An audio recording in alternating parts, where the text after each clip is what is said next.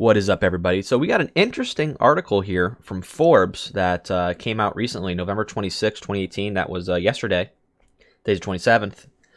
How Women Came to Rule the World of Warcraft, written by Heather Newman on Forbes.com. Now, we're going to talk about this.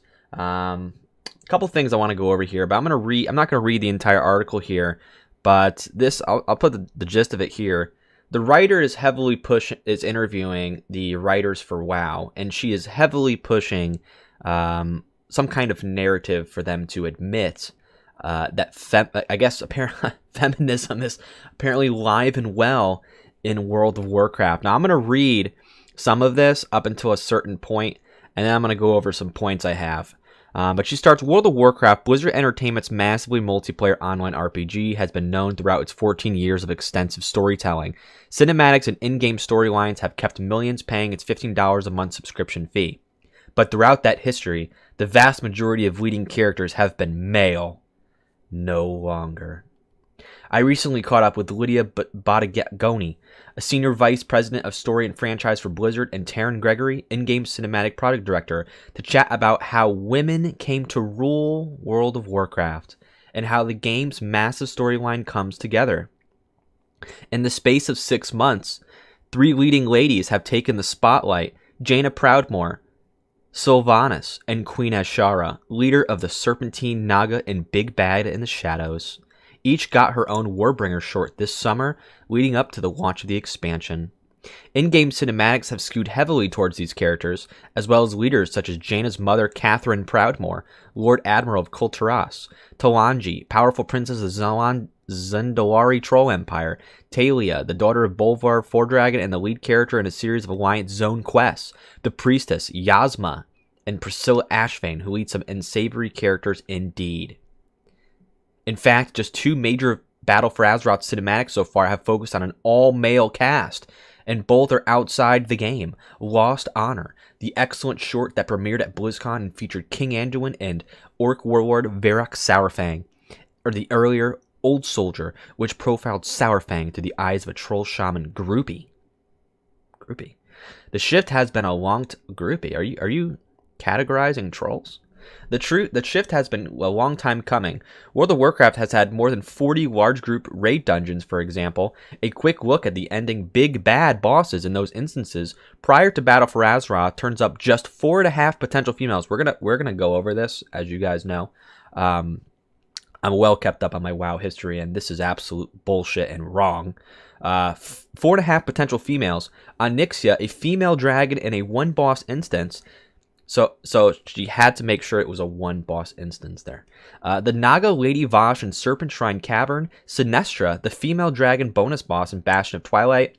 And Grand Empress Shek'Zir in Heart of Fear. Technically a bug, but a sort of female bug. Will reward half credit to Yogg-Saron and Ulduar, who is neither male nor female as an old god, but was voiced by a female actor for half the fight. And then she says, talk to me about the transition that has gotten up to this point. So first of all here, I understand she's just referring to end game bosses, but I don't think that matters. I'm going to list you guys the amount of female bosses that we've dealt with in WoW prior to the Cataclysm. And I got to be honest, guys, while I was double checking this, it kind of made me sick. I just don't understand why this is even a talking point, or why we have to even discuss this kind of stuff in video games.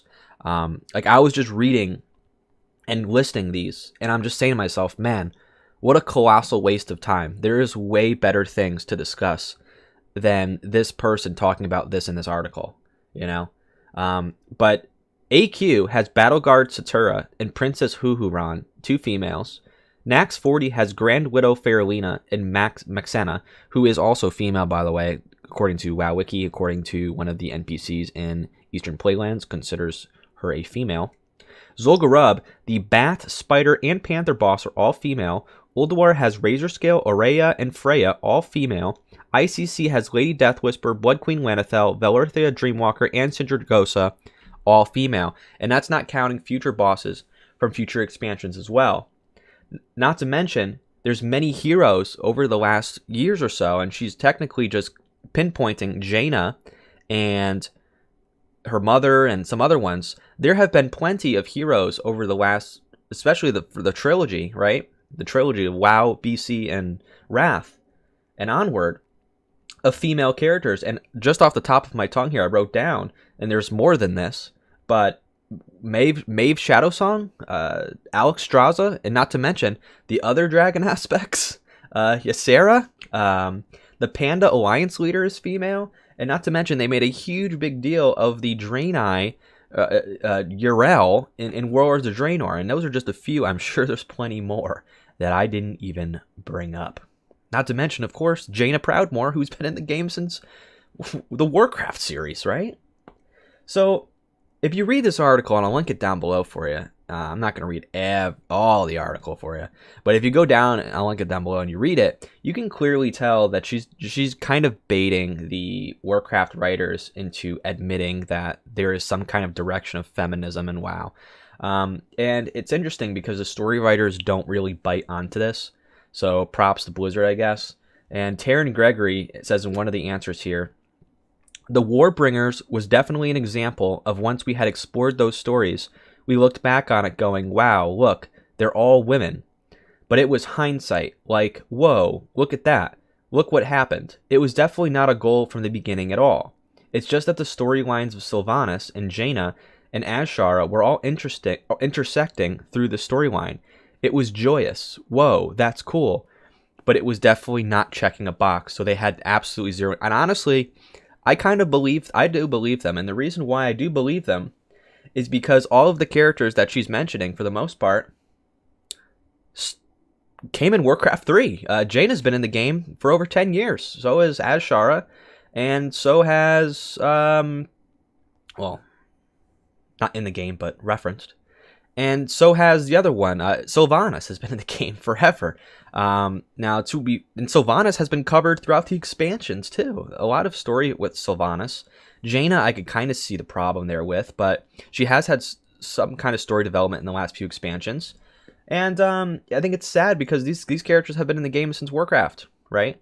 It's just kind of silly. And honestly, when I've been playing the game, I never thought, hey, we don't have enough female characters. You know what? I'm actually surprised at the writer, because if there's one thing that the game doesn't have enough of, it's actually, if you think about it, I think you can make the case, instead of women, you can say, hey, there's not enough minorities in the game, because when was the last time that you saw a dark-skinned hero in World of Warcraft? Anybody? I don't think there ever was. I can't even think of one, honestly. I'm trying to think, because if there is one, about to get ripped in the comment section, but I can't really think of any. But for me personally, guys, I think this is rather silly. I'm not really a fan of the new age feminism. I am more of a fan personally. I think everybody should be treated equal, no matter what race or what sexuality you are or what gender you are. Everybody should be treated equally, no matter what.